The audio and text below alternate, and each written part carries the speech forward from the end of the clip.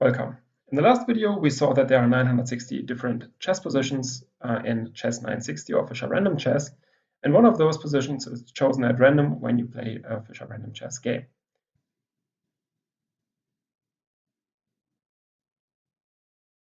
In this case, this is position 886, and you can see that the pieces are a little bit swapped compared to where they normally would be. Still, the pieces move in the same way as in a normal chess game. The only slight difference is that castle rules are a little bit different, but even there, the king and the rook still land on the squares where they would normally land. So for instance, in this position, once the bishop and the knight are removed from the squares f1 and g1, white could castle, and after castling, the white king would land on g1 and the white rook would land on f1. So what's the big difference to normal chess? Well, the first big difference is that in Fischer random, quite often a pawn is unprotected. So a pawn on the 7th rank might be unprotected. In a normal chess game, every pawn is protected by at least one piece in the initial position. And in Fischer random, as you can see, for instance, in this position, the pawn on h2 and the pawn on h7, they are not protected by any piece. So therefore, let me just start by showing you one game which I played on the Lichess server. So the game started with a move c4, and I directly tried to take advantage of the fact that the pawn on h7 is unprotected. So the first lesson here is that in Fischer random, you can early on already try to attack your opponent. So it's a lot more direct than normal chess. Okay, what can he do? Well, he could go g6, or he could do what he did in the game, which is probably better. Just go knight g6 to protect the h7 pawn. And now I can directly start to try to get an attack with a move h4. h4 has the idea that if he takes on h4, I just have queen takes h7, attacking both knights at the same time, and I would already win the game after 3 moves. So therefore, he instead played the move knight f6. So let me say here that if his knight was not on g8, this combination of c4 and h4 would be extremely strong. But since the knight is on g8, actually this was not the best way of playing, because he can just go knight f6 and now gain control over the h5 square.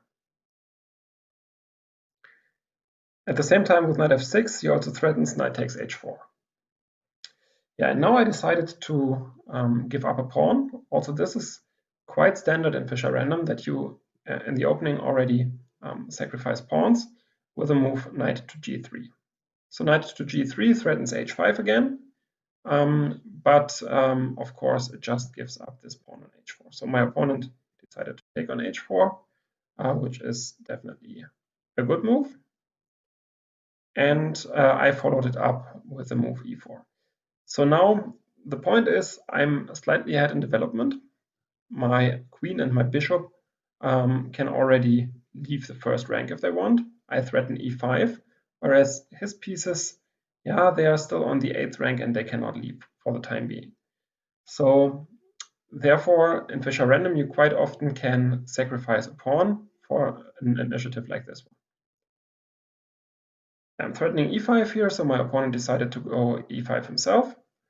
And yeah, now probably the best move for me would be to follow up on this very direct play with the move d4, which then leads to an extremely complicated position.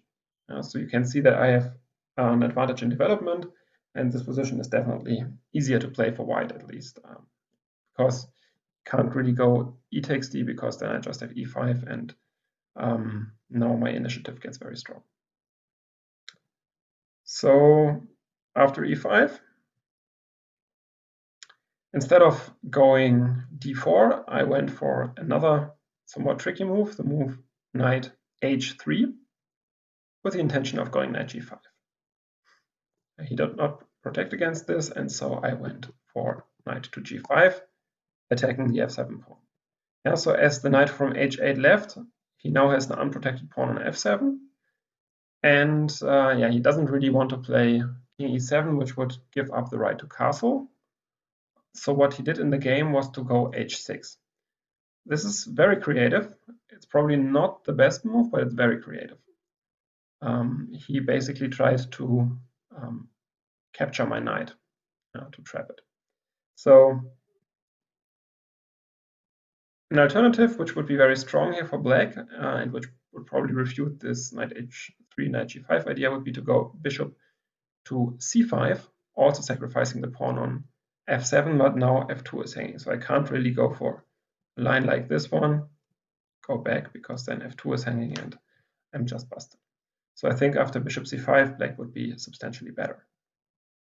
Well, as I said, instead he played h6, knight takes f7, and king e7.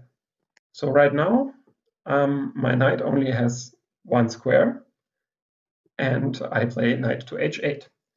So this is also pretty unusual for a normal game, that you land on h8 with your knight on move 8, but in Fischer Random these things just happen.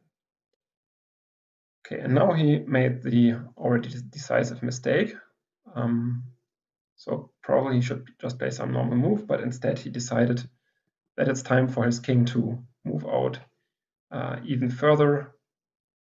And yeah, that's definitely just way too much. I think he wanted to actually allow me knight f5, but I mean, after knight f5, my position is just almost winning. So yeah, I went knight f5, he took and played king d6.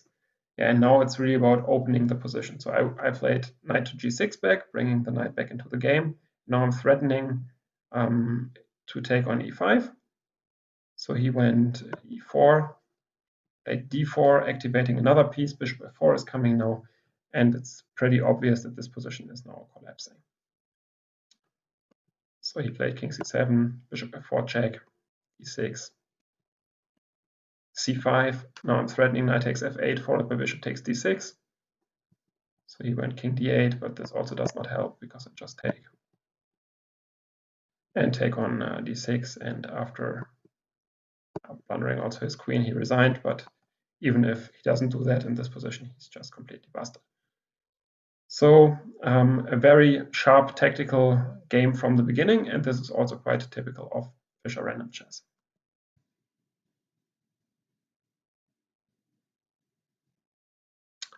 The second game, which I want to show you, was played between former player and Dr. Crow, two grandmasters. And the white player opened the game with the move e4, which is also a pretty typical way of opening the game. So note that in this position, there is no move which directly attacks one of the pawns. And the only two unprotected pawns are again h2 and h7. So the game takes a little bit of a slower approach than the first one. b3, creating space for the bishop.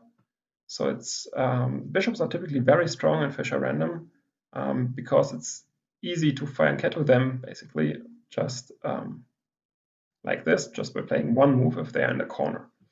So after knight g6, knight g3, black should probably have played something like b6, keeping a symmetrical position. But now black went for bishop c5, and I think this is probably not a good idea because this bishop is a little bit vulnerable. White directly tried to use that to his advantage, went b4, bishop b6, and now knight b3, capturing even more squares in the center, c6, and c4.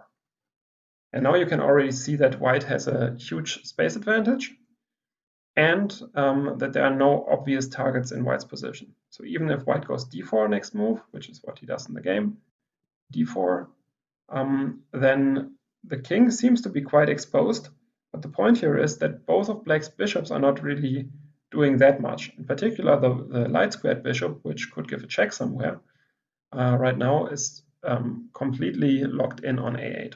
So that's why white is already much better in this position. So this plan with bishop b6 and c6 was just too slow. The black player played knight c7, and now there is a very nice combination. Maybe you can try to find it. Well, it starts with the move d takes e, and in the game the black player played d takes e back, and now castles with check. Very nice. So probably d takes e back was a mistake, and black should have castled himself. Now it's not so clear if you really want to take this pawn on d6, or maybe you can instead just castle as white as well, and the position should still be better for white, but it's definitely still playable. Instead, after d takes e, castles check, king c8, and now black cannot castle anymore, the king has moved, and take a look at this rook on b8 and this bishop on a8, and neither of these pieces will do anything in the foreseeable future. So white played c5, and now found a very nice motive to make use of this king on c8 by going bishop e2 followed by bishop g4 check. Black played the knight to e6 to protect against this check on g4, and now white came up with another very direct approach. I mean, white's position is just winning anyhow, but he came up with a move knight to f5. And the idea is that black cannot really take that well on f5, because then ef is coming. And maybe in this position h5 would actually be still a chance to fight. After other moves, so for instance when the knight moves, there is also this discovered check with f6 always, and the position is just extremely bad for black. And of course also after h5, black is just a pawn down and is stuck with these two guys here. So in the game, black tried to switch the move order, went h5 first, but this doesn't work at all, because now white has a very strong combination. So maybe you can try to find the best combination for white here. So white played knight to d6 check, very nice. Takes, bishop takes check. So first of all, also exchange the bishop, because the bishop was still hanging on g4. Takes back, and now c takes d6. And there is a double threat, first taking on e7 and also d7 with check and winning the queen. So therefore black is busted, and we can see a few more moves, and white won the queen and black resigned. Another game where you saw that white started a relatively early attack.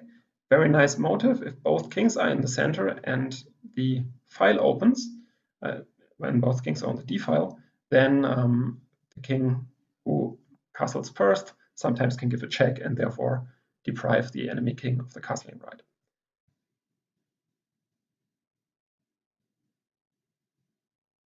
The last game which I want to show you is a game between Zhigalko Sergei and another player whose handle I cannot pronounce.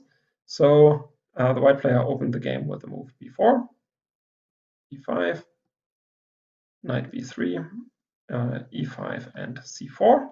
Yeah, c4 is a little bit weird at first sight, and in Fischer Random quite often it's a good idea to bring your queen out early. So in normal chess that's not so much the case, and this is one of the differences, and this is caused often by the fact that one of the pawns of the enemy is unprotected.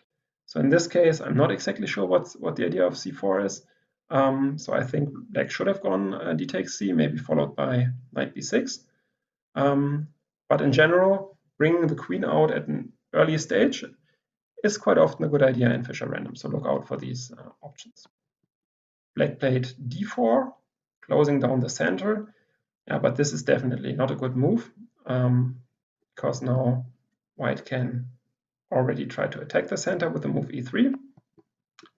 Takes. And you see that white is a little bit ahead in development right now. And again, we have this motive that both kings are on the d file, which might bring in the castles with check again. Black went knight f6, knight f3.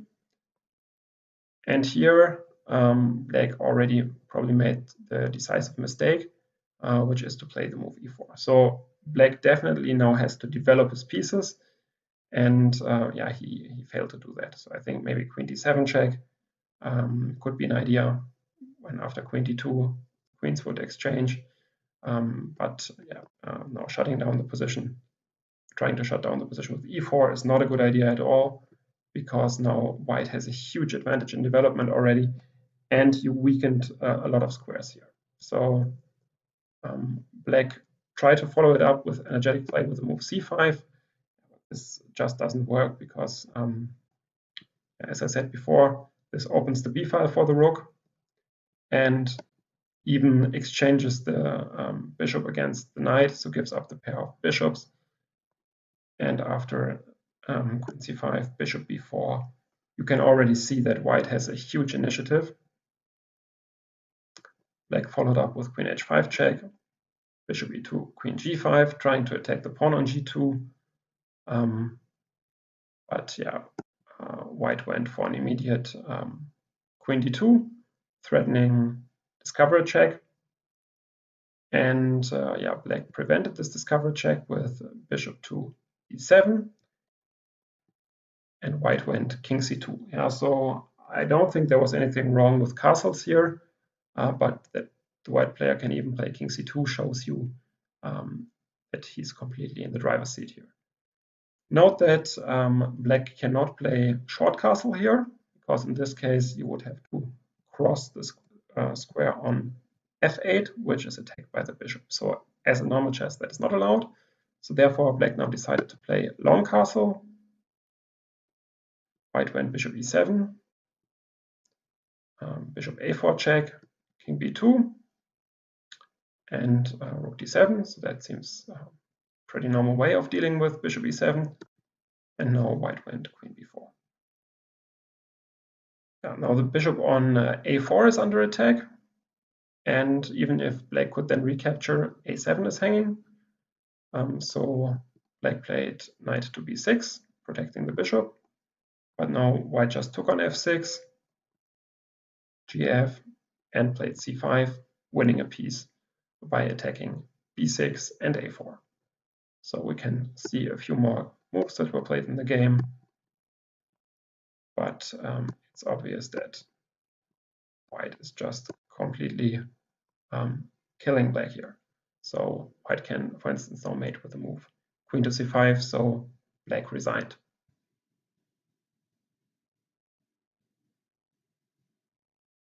Well, what can we take away? In Fischer Random, it is very important to pay attention to the position from move 1, so you don't have any openings, and you should not play carelessly. So it's very easy to, for instance, already blunder a pawn on move 1 if you're Black and your opponent attacks a pawn. So you should pay attention from move 1. Secondly, the game has not very many strategic elements, so usually the game is decided by tactical shots. In some cases, you end up in the end with a normal position, but these cases, in my experience, are not that many. Yeah? So when the game is not decided at a point when the Fischer Random part kind of is over. Then it's quite often a good idea to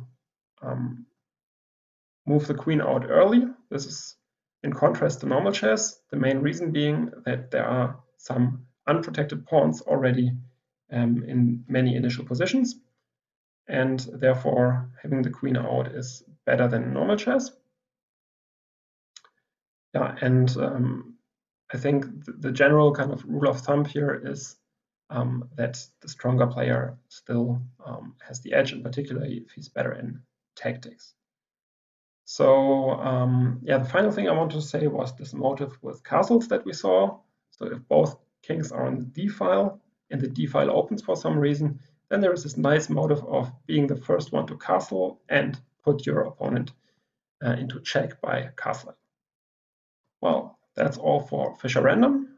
I hope you enjoyed it, and I hope you play a game of Fischer Random yourself now. Thanks a lot for watching, and see you next time.